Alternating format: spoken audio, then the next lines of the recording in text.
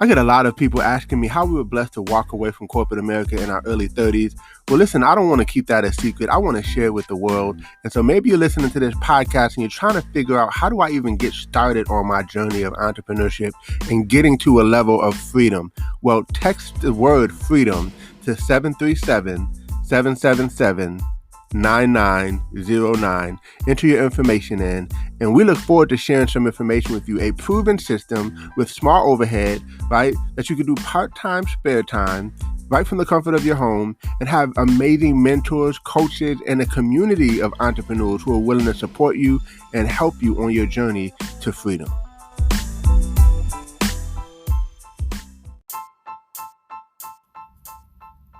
Welcome to Code Freedom. I'm your host, Eddie Bales. Have you ever felt stuck? Have you ever felt like there's got to be more than life than the reality that you see every day? Tune in weekly, Tuesdays, Thursdays, and Saturdays as we crack the codes to freedom in every area of your life.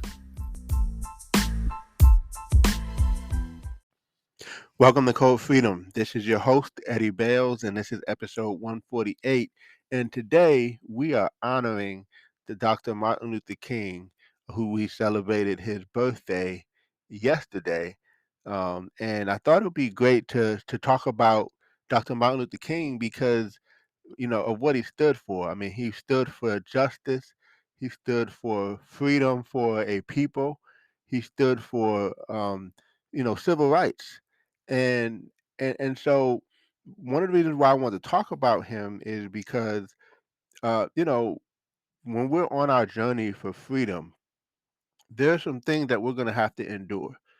And, Martin Luther King, he was a special person. I mean, he didn't do all the things that he did as a just regular average person. He was an above average type of person. And so I think we can learn from some of the things that he had to go through and had to endure to establish our own freedom. Now, don't get me wrong; he was establishing freedom for a people, right? Uh, but we can still take some of those lessons about him and use those to as stepping stones to create our own levels of freedom. Because here's the deal: once we create our own freedom, now we get a chance to transcend that into our legacy and our generations, right? And so, and some of these are just like facts that maybe you didn't know about Martin Luther King. So I thought that would be kind of fun too. And so one of the fun things that I never knew, maybe you probably knew it, but Martin Luther King was not born Martin Luther King. He was born Michael King after his father. But his father, Michael King Sr., was so enamored with Martin Luther King. Uh, I'm sorry, Martin Luther, that he decided to change his name and his son's name. So I thought that was interesting. And this is, when he traveled to Germany and was inspired by the Protestant Reformation leader Martin Luther. Okay, and so here's something that I think we can learn from is Martin Luther King was in college at the age of 15.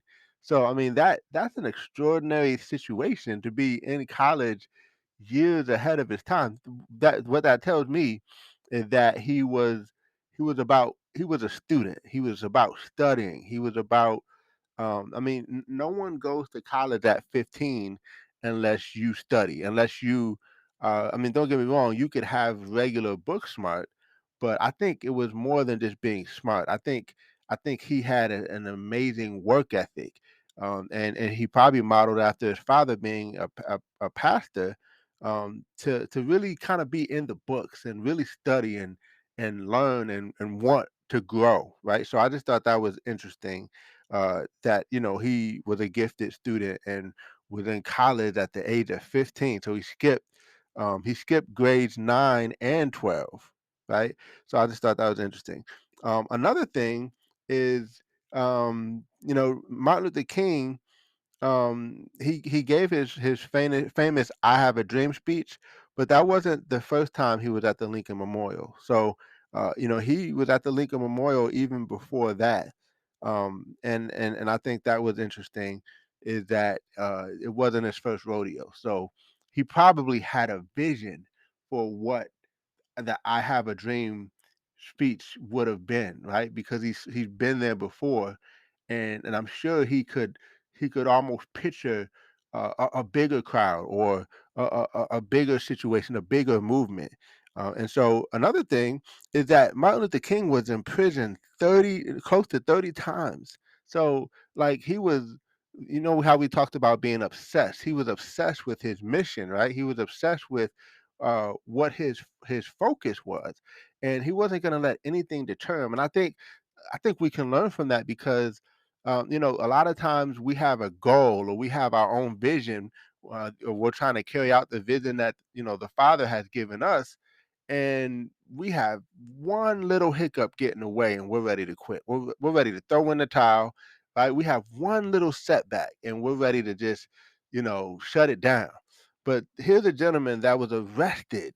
Listen, a man with a family, right? A man who's fighting for people. Like he wasn't necessarily just fighting for himself, he was fighting for a people, and yet he was arrested close to 30 times, right? I mean, you'd have thought he'd have gave up after the second or third, maybe the fifth, maybe the 10th, but we're talking close to 30 times. That shows that he was relentless, and I think that's an important trait that we should look at is being relentless when we are on our in pursuit.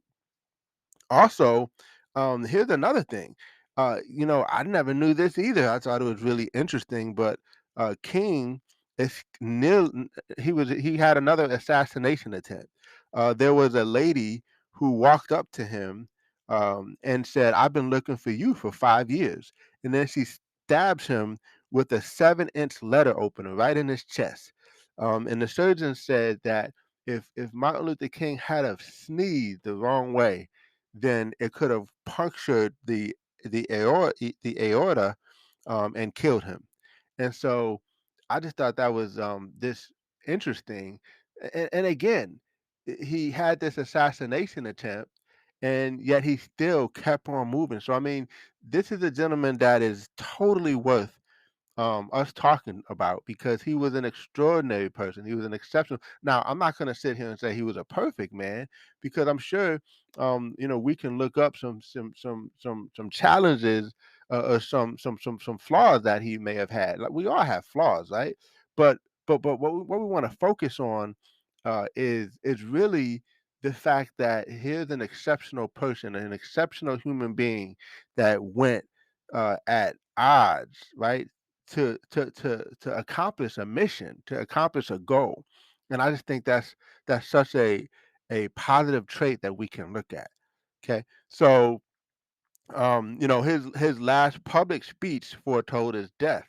So he spoke at the Mason Temple Church, and he says, "Look, I would like to live a long life." He said, "Longevity has its place, but I'm not concerned about that now. I've seen the promised land. I may not get there with you, but I want you to know tonight that we as a people will get to the promised land. And I'm happy tonight. I'm not worried about anything. I'm not fearing any man.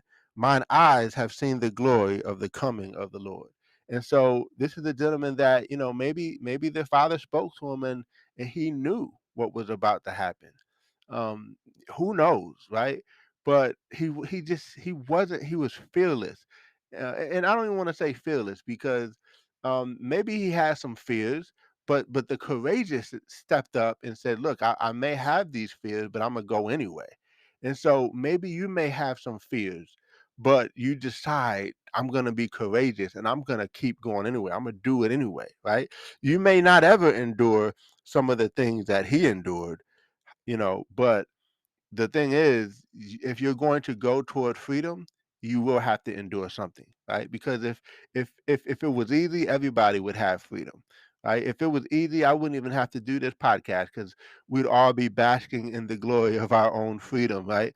But I'm doing this podcast because I want to just drop, as my mentor says, drop crumbs on the way to grandma's house, and allow you to kind of get a roadmap of some things that you can apply in your own life on your own journey for freedom.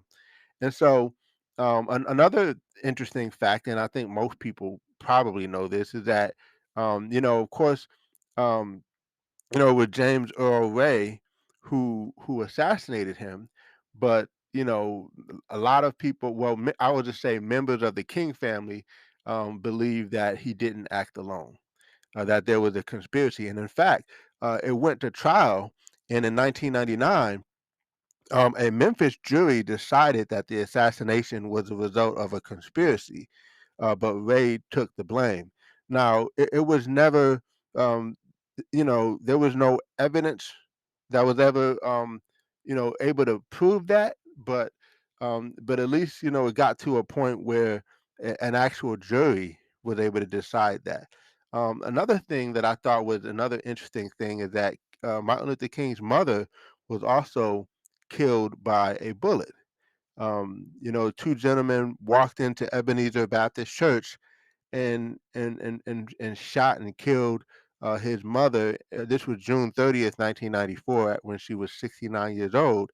And her husband, Martin Luther King's father, was there as well. They were actually going for his father, but um but his the mother ended up getting killed and another person. So I'm only sharing some of these things because there's some interesting facts that maybe you don't hear often. There's certainly things that I never heard, but some of these things, I mean, just think about the fact that here it is, Martin Luther King went through all that he went through, but it wasn't just him, it was the people around him. And so I think that's important because you're gonna have to have on your journey. You're gonna have to have a community of a support system of people who just understand, who are willing to be relentless with you. I mean, what if you're relentless, but your spouse is not willing to be relentless with you? What if you're relentless, but the people who are in your crew, they don't see the vision with you, right? I mean, uh, that could cause some friction. That could cause some setbacks. That could cause some things to slow down a little bit. But it seems to me that Martin Luther King, and obviously, like, I mean, for a just cause. I mean, we're talking about the oppression of a people, right? And Martin Luther King is standing up for it and willing to fight for it. But there's so many things that we can fight for even today, and have a movement, have a group of people who are with us to say, "Hey, look, I'll stand with you. I'll fight with you." So we're gonna need to have a community. We're gonna have to have support. We're gonna have to have a village, so to speak, of people who that we can glean from, even if it's just to be inspired, or even if it's just to walk with us, right? But we're gonna have to have. We can't do it alone. We have to have support. So there's a lot of things that we can take from this episode, from Martin Luther King's relentlessness to Martin Luther King's Dr. Martin Luther King being in the books and really diving in so much to the point where he was able to go to college early.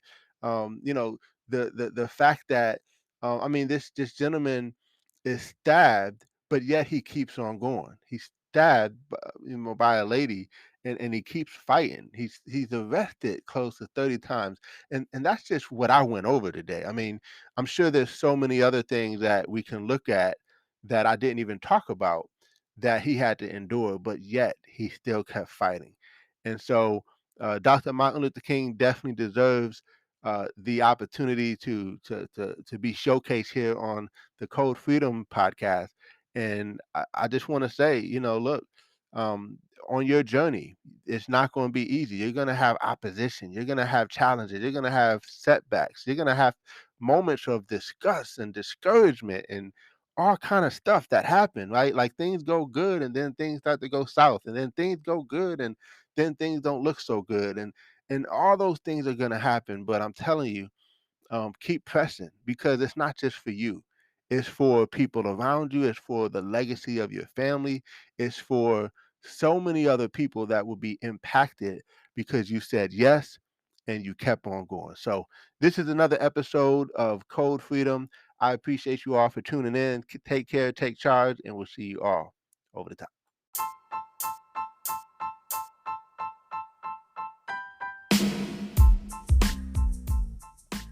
Thanks for tuning in. Appreciate you guys for listening. Definitely feel free to take a screenshot of this episode, tag me in it on Instagram or Facebook or wherever you find me on social media. I would love to give you a shout out. Hey, you might even get a prize. Who knows? But excited that you had a chance to take a listen. I hope you got a lot of value. And definitely feel free to give us 5 stars as well as a review. Show us some love, and we appreciate you. God bless you all, and see you all over the top.